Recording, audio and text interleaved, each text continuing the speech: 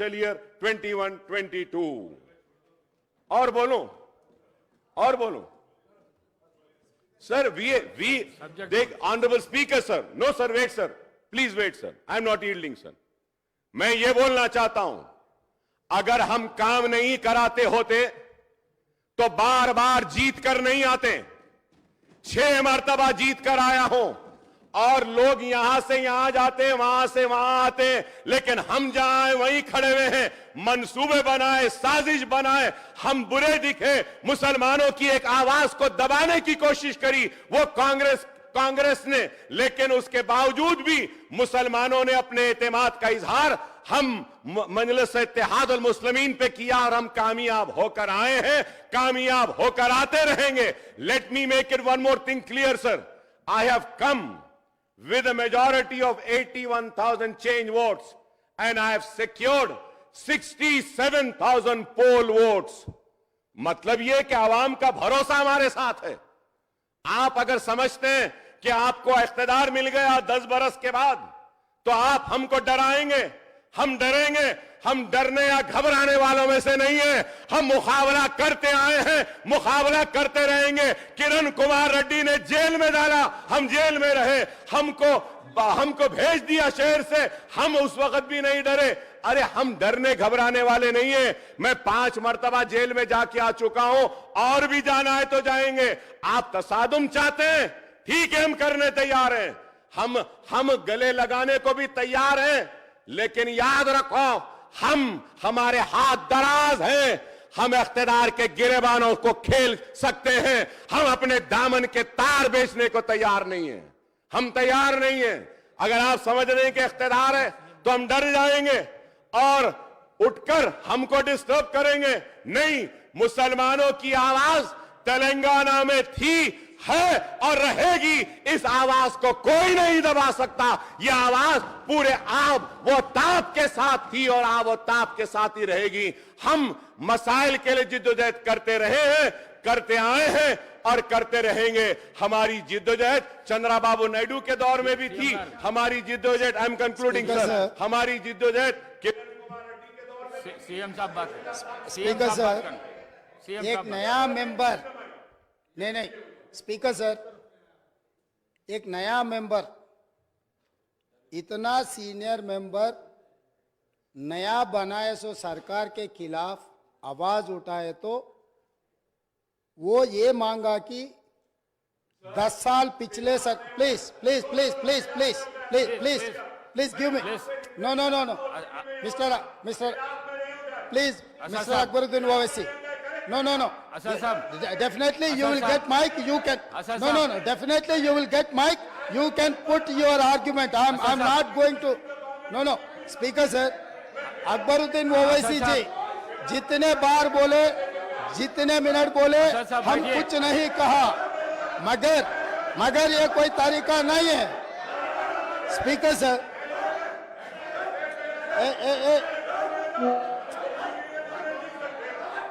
असद साहब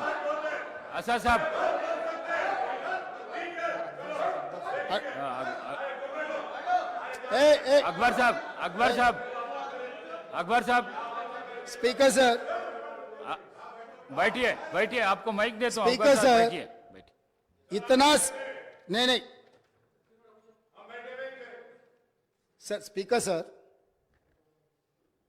अकबर साहब ने 6 बार चुनाव लड़के 6 बार चुन के आए इसीलिए हमारे सरकार मेजॉरिटी मिलते ही अकबरुद्दीन ओवैसी जी को हम प्रोटेम स्पीकर बनाए हम जितना उनको वो पार्टी को माइनॉरिटी को जितना मौका देना है हम कोशिश किए ये 1 minute yes because of your seniority this is not any out of turn quota we have respected your seniority and your experience that is what I wanted to clarify at the same time he has to respect colleague member he is also no seniority doesn't get any extraordinary powers seniority or juniority or first time or 10th time member her member के लिए एक ही तरह के हक होते हैं आपके अध्यक्ष में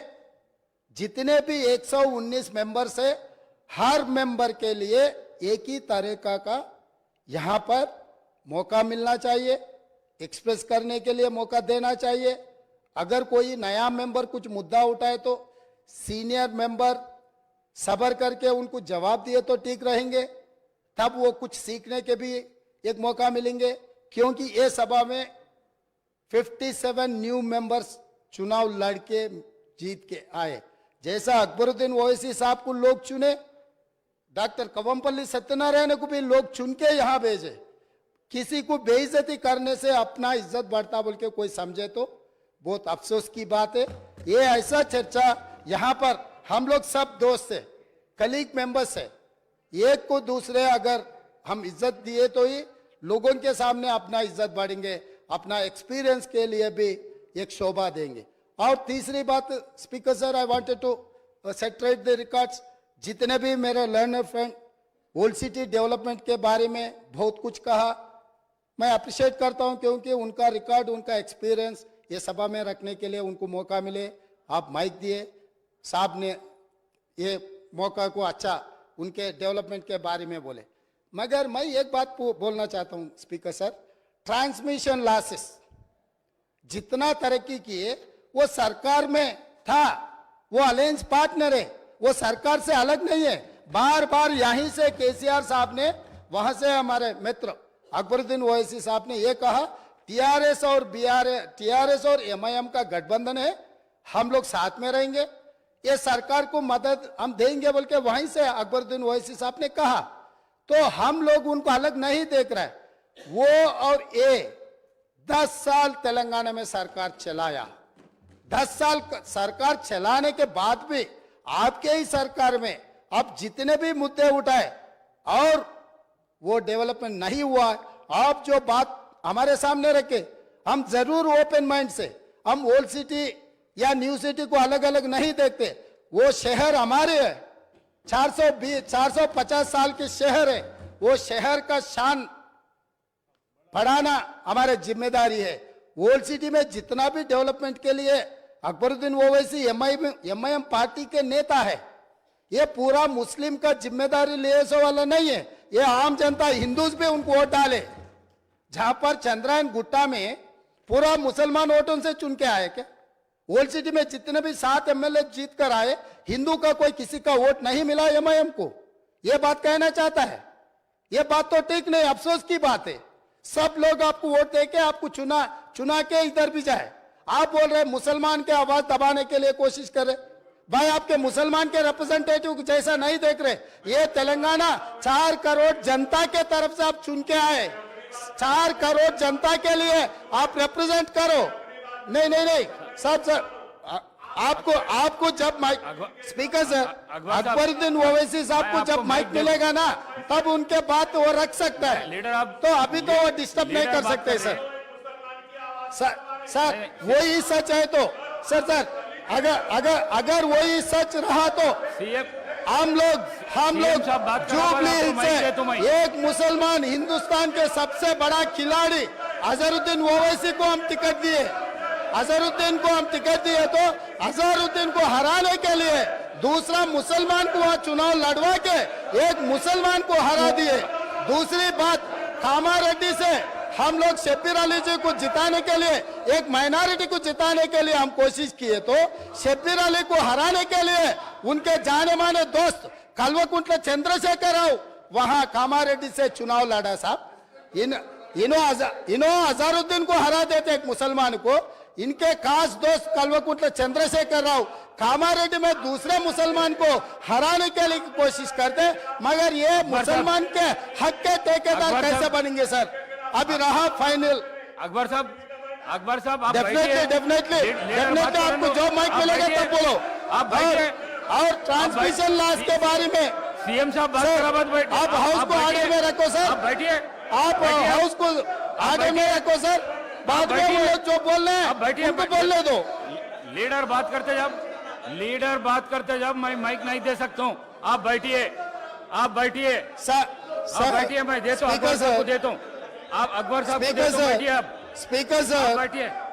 स्पीकर सर, अगर ये मामला अगर ये मामला आप बैठिए। हमारे दोस्त एमआईएम पार्टी अगर माइनॉरिटी एंगल में लेकर गए तो मेरा साथी डॉक्टर कवंपल्ली सत्यनारायण वो दलित है सर, दलितों को ऐसे अवमान नहीं कर सकता है, वो दलित है।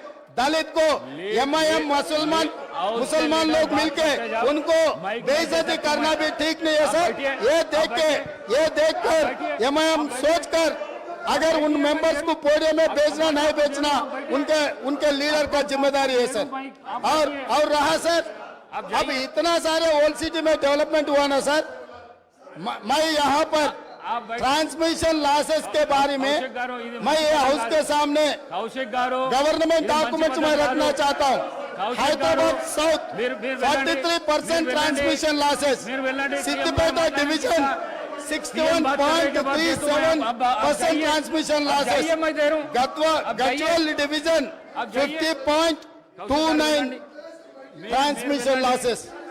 స్పీకర్ సార్, విద్యుత్ సరఫరాలో బిల్లుల వసూలులో ఈ రోజు హరీష్ రావు గారు బాధ్యత వహిస్తున్న సిద్దిపేటలో 61.37% అధ్యక్ష, గజ్వెల్ మాజీ ముఖ్యమంత్రి గారు ప్రాతినిధ్యం వహిస్తున్న శాసనసభ నియోజకవర్గంలో 50.29 ట్రాన్స్మిషన్ లాసెస్। ఇప్పటి వరకు అక్బరుద్దీన్ ఓవైసీ గారు ఏదైతే చెప్తున్నారో హైదరాబాద్ సౌత్ నుంచి 43% ట్రాన్స్మిషన్ లాసెస్। ఈ రాష్ట్రంలో అత్యధికంగా విద్యుత్ వినియోగం చేసే దాంట్లో బిల్లులు ఎగవేసిన దాంట్లో మొదటి స్థానం సిద్దిపేట ఉంది, రెండవ స్థానంలో గజ్వేల్ ఉంది, మూడవ స్థానంలో హైదరాబాద్ సౌత్ ఉంది। ఈ ముగ్గురు లీడర్లే 10 సంవత్సరాలు తెలంగాణ రాష్ట్రాన్ని పరిపాలించి విద్యుత్ బకాయిలు చెల్లించక మొండి బకాయిలల్లా సిద్దిపేట, గజ్వేల్, హైదరాబాద్ సౌత్ ఉన్నది అధ్యక్ష। ఈ రోజు మొత్తం విద్యుత్ రంగమే దివాలా తీయడానికి, అప్పుల పాలు కావడానికి ఈ 3 ప్రాంతాల నుంచి బిల్లులు చెల్లించకపోవడం వల్ల ఈ రోజు ఈ పరిస్థితి దాపురించింది। నేను ఇప్పుడు మీ ద్వారా సభ్యులను నేను అడుగుతున్నా అధ్యక్ష, ఇన్ని పెండింగ్ బకాయిలు ఉన్నాయి, ఇంత బాధ్యతతో మాట్లాడినా, ఇంత డేటా తీసుకొని మాట్లాడినా అక్బరుద్దీన్ ఓవైసీ గారు ఎస్ మా ప్రాంతాల నుంచి బిల్లు చెల్లింపులో బకాయిలు ఉన్నాయి, నేను హరీష్ రావు గారు అదేవిధంగా చంద్రశేఖరరావు గారు బాధ్యత తీసుకొని ఈ బిల్లులు చెల్లిస్తామని ఎందుకు ముందుకు రాలేదు సార్? ఇది పద్ధతే సార్? అదేవిధంగా స్పీకర్ సార్, ఇన్ని విషయాలు మాట్లాడి